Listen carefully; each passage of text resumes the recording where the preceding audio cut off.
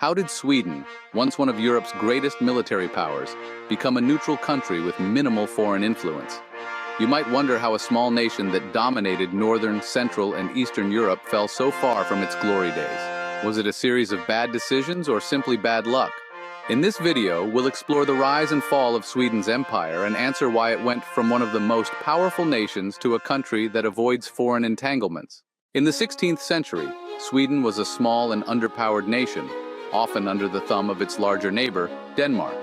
But everything changed in 1523 when Gustav Vasa led Sweden to independence.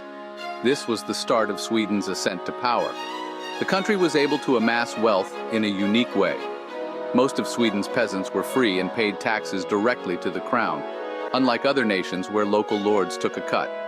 This made Sweden far wealthier compared to other nations of similar size and gave the monarchy more control.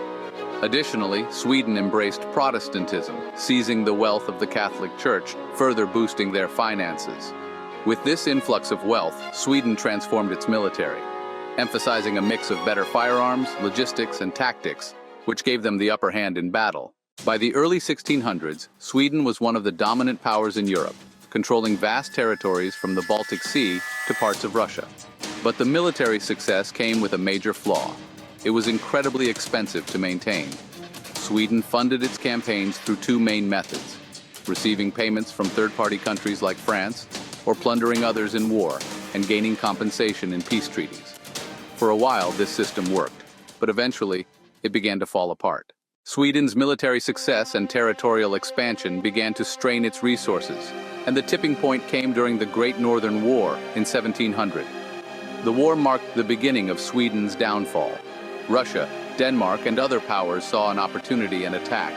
Sweden's king, Charles XII, led a daring campaign, but after a series of disastrous defeats, including the crushing loss at the Battle of Poltava in 1709, Sweden's military power was shattered. Not only did they lose vast territories, but their population and tax base were also significantly reduced. This defeat was the beginning of the end for Sweden as a military superpower. By the time Sweden recovered, it was deeply indebted and politically isolated. It relied on France for protection, but with France's influence on Sweden's foreign policy, the country found itself drawn into wars it couldn't afford. As the Napoleonic Wars unfolded, Sweden's fortunes hit rock bottom. Napoleon's influence over Europe only worsened their situation, and when Sweden's rulers resisted Napoleon's continental system, Russia invaded and took Finland. Sweden's king was deposed, and soon after, the Swedish people decided to align themselves with France, even going so far as to pick a French prince for their throne. But this didn't end well either. The new king turned on Napoleon, siding with Russia instead, and when the dust settled after the wars, Sweden gained Norway. While this new territory brought Sweden some wealth and prestige, it wasn't enough to restore its former military glory. Tired of constant losses, Sweden adopted a policy of neutrality.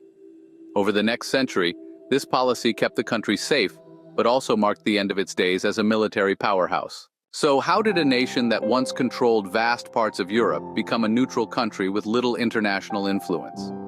It was a combination of military overreach, failed diplomacy, and an inability to adapt to changing global dynamics. While Sweden's military glory may have faded, its neutrality in the modern era has kept it out of major conflicts, and the country has continued to thrive in other ways. If you've enjoyed this journey through Sweden's rise and fall, make sure to like and subscribe and share your thoughts in the comments.